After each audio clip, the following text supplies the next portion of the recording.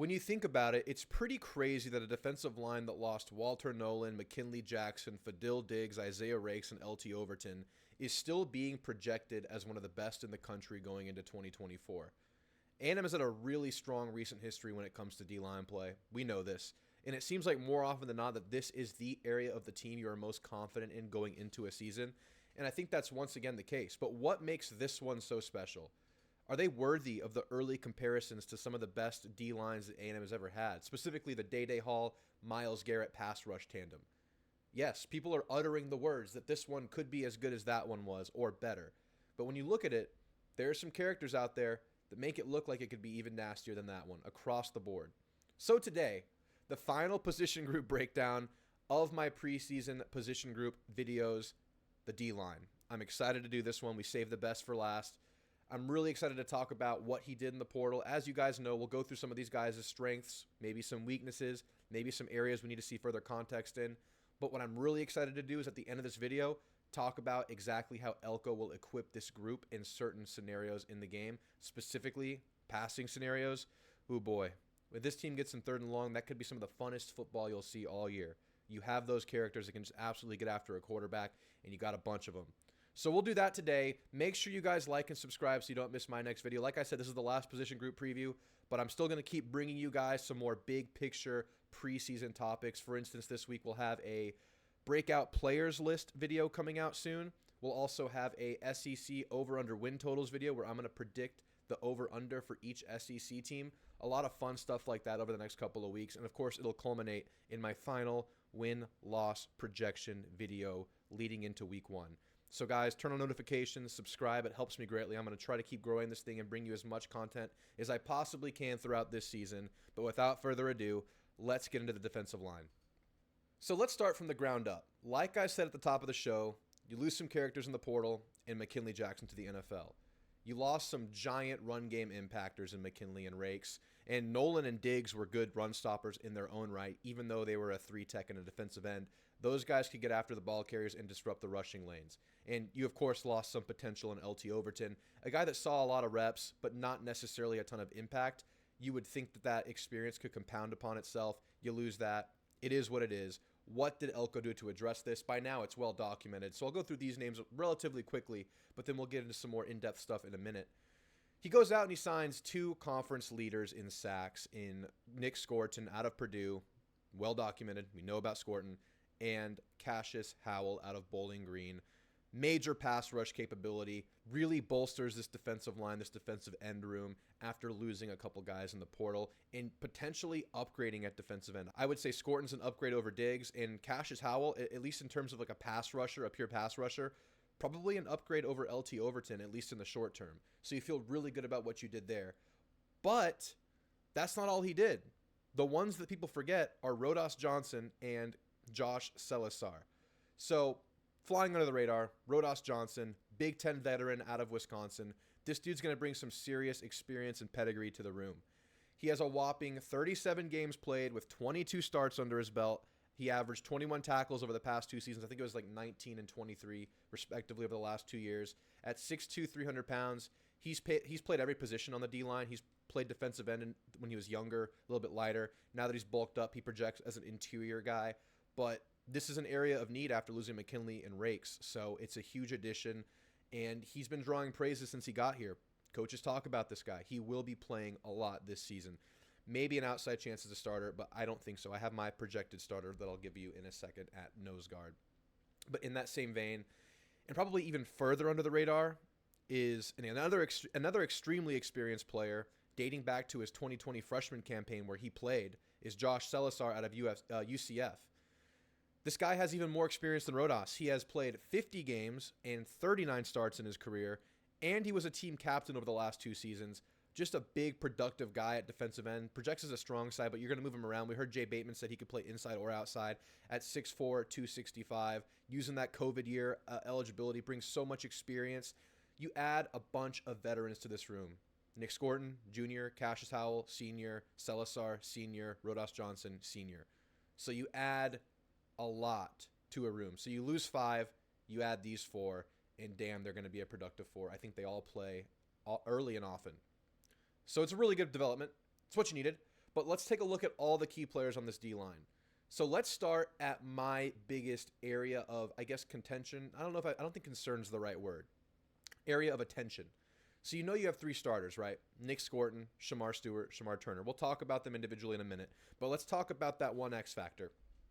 Who starts at the other defensive tackle spot? First of all, is Shamar Turner going to start at nose or 3 tech? I think a nose guy, you definitely want more of a run clogger build. McKinley Jackson was perfect for that. Isaiah Rakes was perfect for that. And now you have some young guys who are kind of coming into their own and need to step up into bigger roles this year. First and foremost, DJ Hicks, 5-star talent, gained 10 pounds this offseason as he moves into more of a down-to-down type of player after playing kind of sporadically his freshman year, playing more as the year kind of tailed off at the end. We saw what you would expect from a raw but very talented player. Some really high highs, but also some inconsistency. There were plays where Hicks made huge impact in the backfield. He was able to penetrate, push guys back, make plays.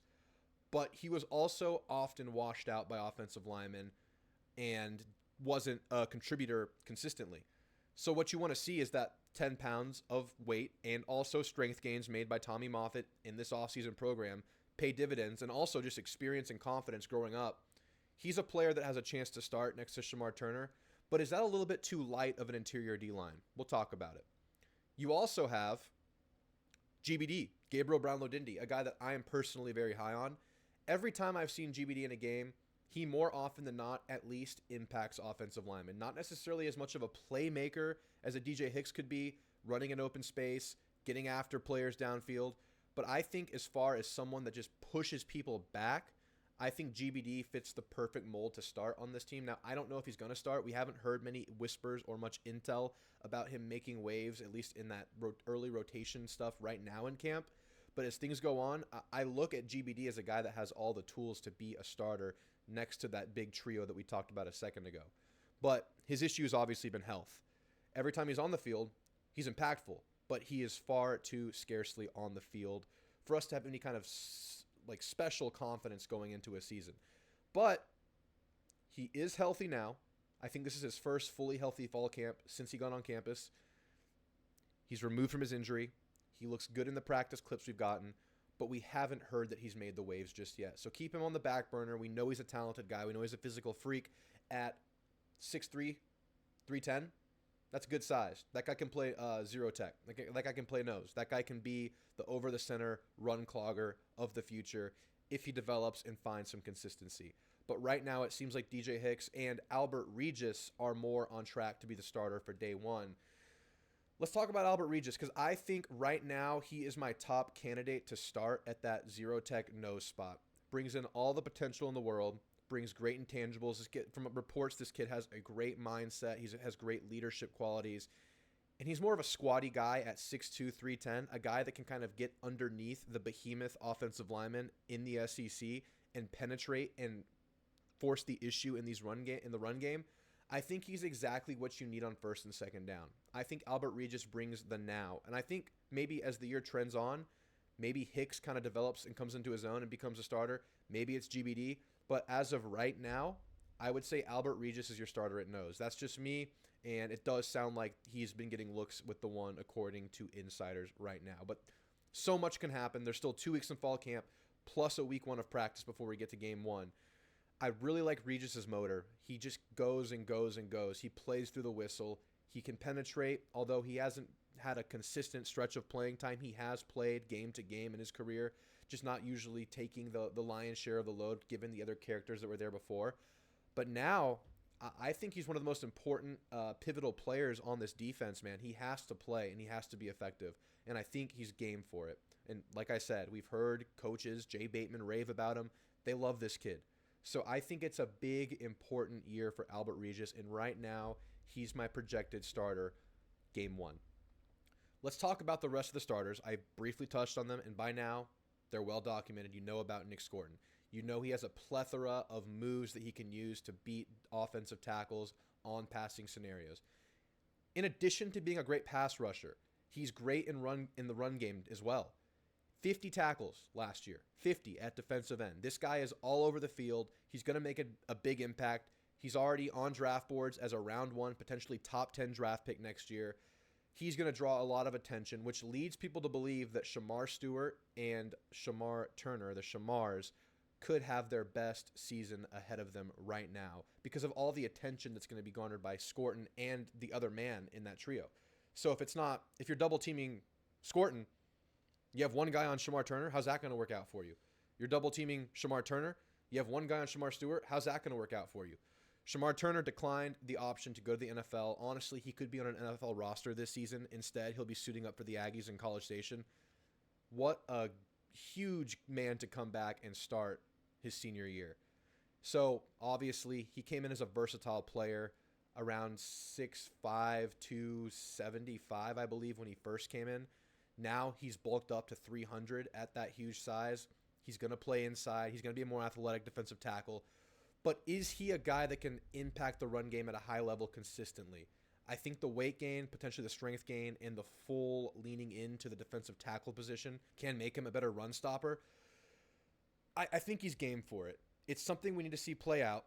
I think the whole interior run defense is something we need to see play out. But if it's a guy like Shamar Turner, you're throwing out so much talent out there. He's next to a veteran like Albert Regis, or next to a young, extremely talented, athletic guy in his own right, DJ Hicks, or if it's a GBD or a Rodas Johnson coming in, spelling the other man, I think Shamar Turner, you're going to see the best out of him now too. Obviously, tons of experience, tons of college weight room, off seasons compounding on itself. The best should be ahead for Shamar Turner, but I think the breakout candidate on this defensive line is obviously Shamar Stewart at this point. We've heard that he's gained weight.